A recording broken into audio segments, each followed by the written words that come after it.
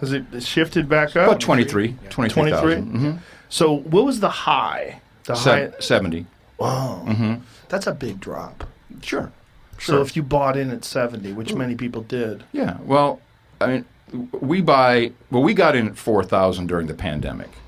Because, I think I told you I had 4,000. Right? I had 65 Bitcoin that were given to me in like 2011. And somewhere around 2015 or 16, I'm like, holy shit, this is worth $900. Sell! So I sold it all. Oops. So that's not going to happen to me again. So when everything tanked during the pandemic, and so it was 4,000. Tina and I said, let's buy in, let's do this. And then, we've been doing what's called daily cost average. So buy a little bit every single day, and you basically, it's like a savings account. And we only will spend it on literally on something like that. We just keep it, and we'll see. It's like we save dollars too, but this is kind of a who knows. I mean, there's so much talk of.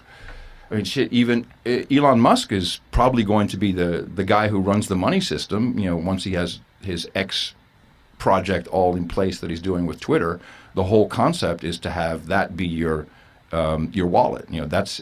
All of Silicon Valley wants to be your bank, and I think Elon is no exception. But what do you mean by, what do you think he's planning? Well, it will either be a coin that is specific to him, or just looking at his overall history, where things he does usually turns into a government project. Maybe that's where the central bank digital currency comes in. I don't know. We just had Brazil and Argentina decide that they're going to have the same money. And it will be a digital peso, or whatever it's going to be. And that will probably be a completely controllable central bank digital currency, which is being implemented everywhere. And the dollar would be the last one. I know that Elon seems a very good, that he's doing that. That's what his whole overall plan is, I think. He's always said he wants to be like WeChat. And in China, everything's on WeChat, including the government, who then can turn off your money if you've been a bad boy. Yeah, I think that's coming. So it's a bit of a hedge to have Bitcoin, and Bitcoin is the only currency that can do that. Yeah, with everything that we have.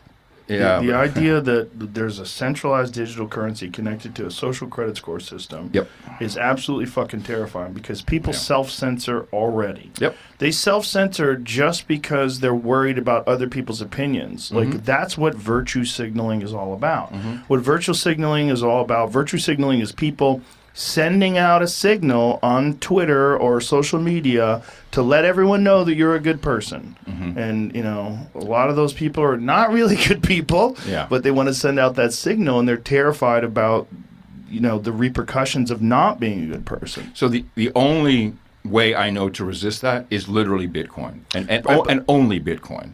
Well, what I was getting at was that, that sort of self-censoring comes with no financial repercussions. What if you really want to get people to pay attention to what you're promoting and what you're, if you're the government and you're telling people to behave and think in a certain way and follow a certain ideology, if they're financially penalized for not following, which they are in China. Like in China, if they stray from the path and criticize the government or criticize or talk shit about anything, you can't fucking buy plane tickets. You're not going anywhere. Well, arguably this is already happening in the United States. If you run a weed store or any other type of, or if you have a website that is considered too conservative, too crazy, QAnon, whatever, then you can't get a bank account. You can't use any of the payment systems. They literally debank you, so you can't receive money. And I think the self-censoring comes from that. Certainly, advertising related. If you have a podcast or you do anything with advertising, that is a wedge.